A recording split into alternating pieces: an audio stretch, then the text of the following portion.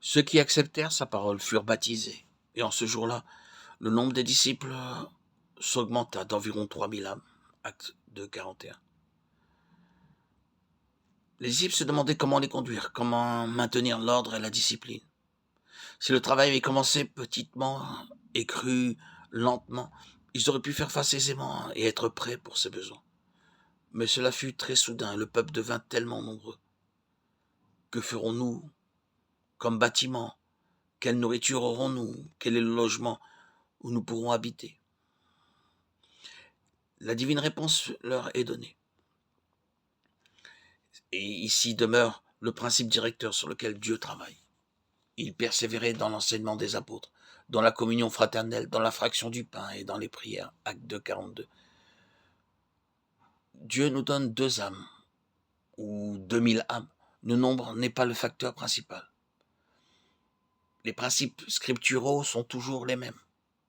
Et il fut dit aux serviteurs de Dieu comment fonder son œuvre et comment prendre les mesures convenables pour assurer sa croissance. Vous pouvez provoquer le besoin grandissant d'études bibliques régulières dans le cœur des gens que vous rencontrez. Vous pouvez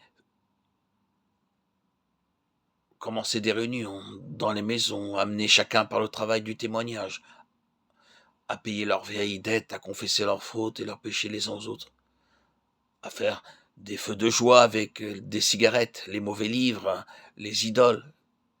Mais malgré tout cela, les nouveaux convertis ne croîtront pas spirituellement parce que vous avez omis de suivre l'ordre de Dieu.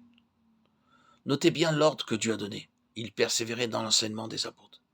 C'était la pure parole de Dieu, donnée sans l'altération des philosophies humaines ou des raisonnements humains. Pour beaucoup d'autres livres, cette raison de lire la parole de Dieu ne les motive pas.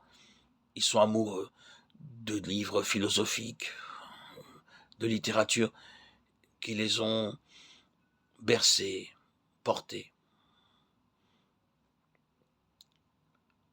Et je ne discuterai pas de la valeur des services variés que peut donner la littérature.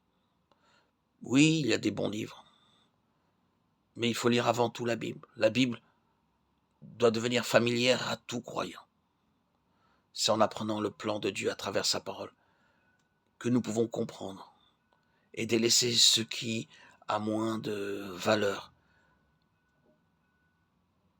La Bible peut nous porter, nous amener à avancer et à ne plus rêvasser.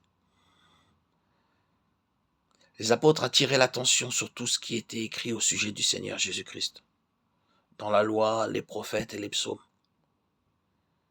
C'est ainsi que leur entreprise allait en croissant. L'œuvre était de plus en plus fructueuse. Le nombre n'avait plus d'importance. Les peurs n'existaient plus.